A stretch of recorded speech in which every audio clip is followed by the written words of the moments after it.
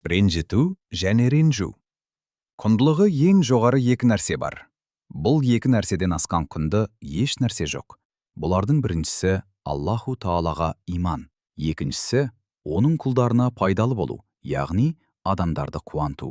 Сондай-ақ ең жаман болған екі нәрсе бар. Одан асқан төмен еш нәрсе болмаған. Біріншісі Аллаху Таалаға серік қосу. Екіншісі оның құлдарын ренжіту. Сүйікті пайғамбарымыз саллаллаху алейхи уассалам бір мүминді ренжіту қағбаны 70 рет құлатудан да үлкен күнә деген. Риядын Масихин. Қағбаны құлатуға кім міндаты барады? Ал бірақ өзгені ренжіткенде қағбаны 70 рет құлатқандай күнә болатын ойлап көрдік пе? Бұған сенген адам қалайша өз нәпсімен зауқы үшін өзгенің ренжуіне себеп бола алады? Сондықтан ешкімді ренжітпеуге, ешкімге дөрекі сөйлемеуге, ешкімге тәкаппарланып, жоғардан қарамауға аса мұқият болу керек. Барлық адаммен жақсы мәміледе болып, әркімнің игі дұғасын, батасын алуға тырысу керек. Бір кісі жолаушылап келе жатқанда шөлде адасып кетеді. Азығы мен суы таусылып, қатты қиналады. Адасып жүргенде ағып жатқан бір арыққа кезгеді. Ұзақ уақыт су ішпегендіктен әлгі су оған балдай тәтті, шәрбеттей дәнді сезіледі. Сонда ол: мұндай дәнді су, мұндай керемет су патшаға лайықты. Мен бұл суды апарып патшаға тарту етейін деп ойлайды. Торсығын суға толтырып, жолын жалғастырады. Бірнеше күн жол жүріп, Бағдат қаласына кіріп келеді. Дәл сол күні патша Абдул-Мәлик бин Марван қала аралап жүрген екен. Оны көрген бойда патшаға торсығын ала жүгіреді. «Патшам», дейді ентігіп, «мен шөлде адасып жүріп, судың нағыз отанына кез болдым. Ол судың дәміне ешбір шәрбаттен келмейді. Бұл суды ішуге өзіміз ғана лайық деп арнайы алып келдім. Мінекей, алыңыз, судан ішіміз» дейді. Осыншалықты бейнетпен келген су екен, неге ішпеске? Деп торсықты қолына алған патша судың байқы, балдырлы екенін, бірнеше күн жолда жүріп иістеніп тұрған байқайды. Соған қарамастан «Бисмиллахир-рахманир-рахим» деп судан аздап ішіп, алғысын айтып, сый-сияпат көрсетеді. Әлгі кісі кеткеннен кейін нөкерлеріне: «Мұнаны төгіп тастаңдар, ешкім ішіп жүрмесін» дейді. Нөкерлері: «Патшам, бұл судың жарамсыз екенін көре тұра, неге іштіміз?» дейді. Сонда патша: «Ол бұл суды соншама жерден шынайы ықыласпен, таза көңілмен әкелді. Егер ішпесем, көңілі қалатын еді. Мұның мұсылмандыққа жараспас еді. Менің ішім ауырса ауырсын, бірақ мұсылман бауырының жүрегі ауырмасын» деген екен. Демек, ешкімнің көңілін қалдырмауға, ренжітпеуге аса мұқият болу керек. Сонымен қатар, дінімізде ешкімді ренжітпеу қаншалықты маңызды болса, ешкімге ренжімеу де соншалықты маңызды. Біреуге ренжіп, сол ренжішті жүректе сақтап жүру, яғни кек сақтау, адамға үлкен зиян келтіретін жаман қасиет. Дінімізде мұны хиқд деп атайды. Жүректі қарайтатын жаман мінездердің бірі.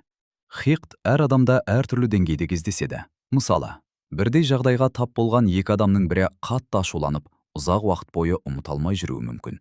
Тіпті арада жылдар өтсе де, пәленше 2 жыл бұрын маған арамдық істеген, немесе маған бүй деп айтқан. Бір күні мен оған әлі есесін қайтарам деп, жүрегіне жүк қылып арқалап жүретіндер бар. Ал дәл сол мәміле басқа адамға жасалғанда сол сәтте көңілі түссе де, тез ұмытуы, мән бермеуі, тез кешіруі мүмкін. Осындай кешірімді болу өте жақсы мінез. Анас бин Малик радиаллаху анх былай дейді: «Мен Расулуллахпен саллаллаху алейхи уассалам бірге келе жатқан едім. Үстінде нәжіран матасынан тігілген, жағасы қалың әрі қатты шапаны бар болатын. Бір бәдәуи келіп, оның шапанын қатты тартып қалды. Шапанның мойынға тиетін жеріне қарасам, бәдәуидің қатты тартқаннан шапанның жиегі мүбәрәк мойнына батып із қалдырыпты. Әлгі адам зекет мүлкінен бір нәрсе сұрады. Пайғамбарымыз бәдәуиге бұрылып қарады да күлімсіреді. Содан соң оған бір нәрсе берілуін әмір етті. Яғни, пайғамбарымыз әдепсіз бәдәуидің дөрекі қылығына ашуланбады. Күлімдеп жауап беріп, сабырмен мәміле жасады.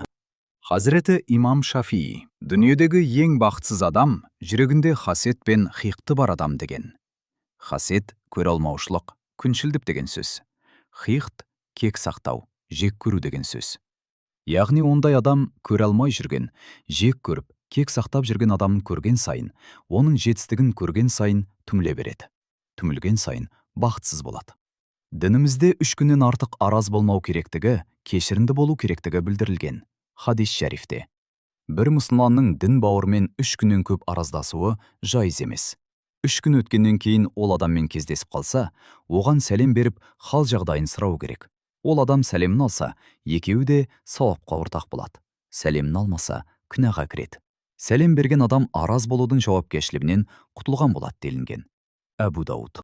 Нәпсіге қойып берсең, ренжу үшін көп сылтау тауып береді. Неге менімен амандаспады? Неге маған ала көзбен қарады? Неге мен қонаққа шақырғанда келмеді? Немесе неге мені шақырмады? Деген сияқты әртүрлі себептер тауып береді шайтан мен нәпс. 99 жақсылығы өткен жақынымның бір жамандығын тауып таудай қылып көрсетіп, ренжуге желеу етеді. Мұндай ренжігіш адамдардың өмірі түңілумен өтеді. Жұрттың бәріне ренжи бергеннен досы да қалмайды. Реніш, кек сақтау деген сезімді жүректе алып жүру, денсаулыққа орасан зор зиян болуымен қатар, ондай адамның жұмысы да алға баспайды. Сондықтан келеңсіздік орын алған жағдайда кешірімді болу, яғни ұмыту керек. Ұмыта алмай жатсаң, ақтап алу керек. Мысалы, мен оның орнында болғанда бәлкім мен де сөйтер едім деп, оның орнына өзіңді қойып, немесе білместіктен ашумен болған ғой. Көңіл күй жоқ шығар, бір проблемасы бар шығар, деген сияқты сөздермен оны ақтау арқылы кешіру керек. Мысалы, жүргізушілерде жиі кездесетін жағдайды алайық. Біреу көлікпен қысып кетсе, артынан қуалап, оны да қысып ерегесіп жататындар бар. Бәлкім оның баласы ауырып, ауыр жарақаттанып ауруханаға апаруға асығып бара жатқан шығар, деп ойласаңыз, оңай құтыласыз. Көңіл күйімізде бұзылмайды. Өйткені ондай екенін білсеңіз, қысып кетті деп ренжімейсіз, керісінше жол беруге тырысасыз. Кек сақтаудан әлде құтыла алмай жатсаң, онымен сөйлесу керек. Көбінесе сөйлескен кезде әр адам өзін ақтауға тырысып, ағынан жарылып, немесе байқамай қалдым, дұрыс түсінбедім деген сияқты сөздермен бір-бірінен кешірім сұрап, мәселе тезірек шешіледі. Бәрінен де маңыздысы кешірімді болу керек. Хадис шәріфтерде бұлай делінген: Аллах разылығы үшін кешірген адамның Аллаху Таала дәрежесін көтереді. Муслим. Кешірімді болған адам кешірімге қауышады. Имам Ахмед. Бұл хадис шәріфте ғалымдар дүниеде кешірімді болған адам ақыретте кешірімге қауышады деп ашықтаған. Кітаптарда бұған қатысты мынадай ғибратты оқиға өтеді. Қияметте бір кісі есепке тартылады. Сауаптары аз, ал кінәлары таудай. Аллаху Тааланың дәргейінде қабыл болған бір ғана жақсы амалы бар екен. Оның дүкені болған екен. Дүкеніндегі сатушысына кедей мұқтаж бір отбасының қарыздарын сұрамауын, оны кешіргенін, тағы да қарызға азық-түлік сұрақ келсе беруін бұйырған екен. Аллаху Таала оған: сен дүниеде мұқтаж құлымның қарызын кешірдің, ал бүгін сен мұқтажсың, бүгін сенің күнәларыңды мен кешірдім деп, әлгі адам кешірімге қауышады. Бұл тек қарыз мәселесіне ғана қатысты емес, өмірде ауыр сөз, өрескел қылық, әдепсіздік секілді әртүрлі келеңсіз жағдай болуы мүмкін. Бәрінде кешірімді болу, тез кешіріп жіберу осыншалықты пайдалы. Тақырыпты Хазіреті Лұқман Хәкімнің мына ғибратты сөздермен қорытындылайық. Екі нәрсені ұмыт, екі нәрсені ұмытпа. Жасаған жақсылықтарыңды ұмыт, байқа, оларды жұртқа айтып жүрме. Өйткені әр айтқан сайын сауабын азаяды. Ол жазылып қойған сауап, сондықтан оны ұмыт. Саған жасалған жамандықтарды да ұмыт. Өйткені сабыр еттім. Аллаху Таала саған сауап берді. Әр айтқаныңда сол сауаптан құр қаласың. Ал мына екі нәрсені ұмытпа. Аллаху Тааланы ұмытпа, және де өлімді ұмытпа.